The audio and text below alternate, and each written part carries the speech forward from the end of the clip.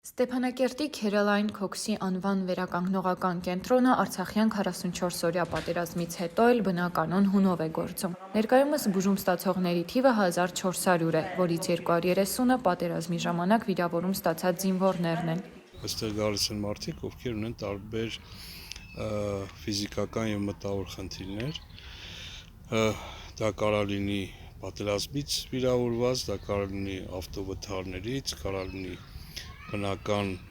հիվանդությունների հետևանքով եւ ասացի 1400-ից ավել մարդիկ են այստեղ բուժում տարբեր տարիքի եւ տարբեր խնդիրներով։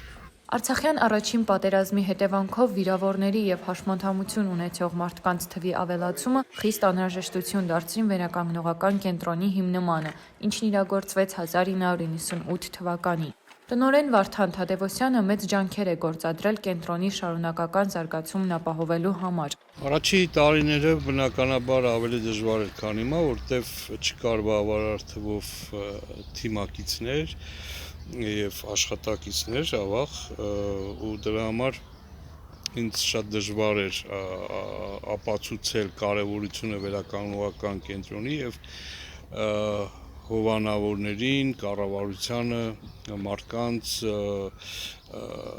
փորձել համոզել, որ պետք է ներդրումներ դնել, որպեսզի եւ շենքը լինի պատրաստ եւ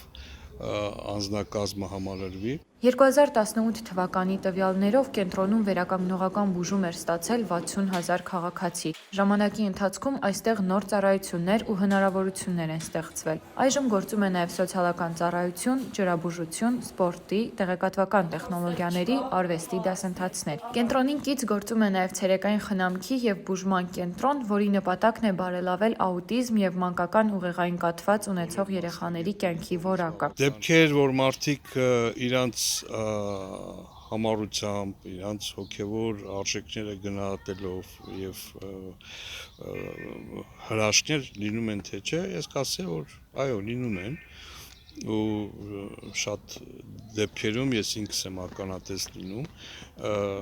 հրաշքներ անկեղծ ասած ճակերտների մեջ հրաշքներ բայց իմ համար հրաշքը դա այն է, երբ մարդը ինքը ցանկանում է վերականգնվել։ Եթե ինքը չունի այդ ցանկությունը, իսկ դա երբեմն ունենում ենք, որ մարդը շահառուն գալիս է վերականգնողական կենտրոն, որտեղ ընտանիքի անդամներն են իրան համոզել, որ գա, եւ ինքը չի ուզում ակտիվ մասնակցի իր բուժմանը։ Եթե մարդը չի ուզում մասնակցի, մենք շատ անելիքներ չենք կարող իր համար տալ։ Եվ դատապարտվածա կորցնելու անգամ այն, ինչը որ ուներ, որտեվ երբ որ դադարում ես օգտագործել քո ֆիզիկական ու մտավոր հնարավորությունները, դու ցանկացած մարդու մոտ հետաճ է ունենում։ Ներկայումս վերականգնողական կենտրոնում վերանորոգման աշխատանքներ են տարվում։ Կենտրոնը դեռ կշարունակի ընդլայնվել, նախատեսվում է նոր ենթաշենք կառուցել։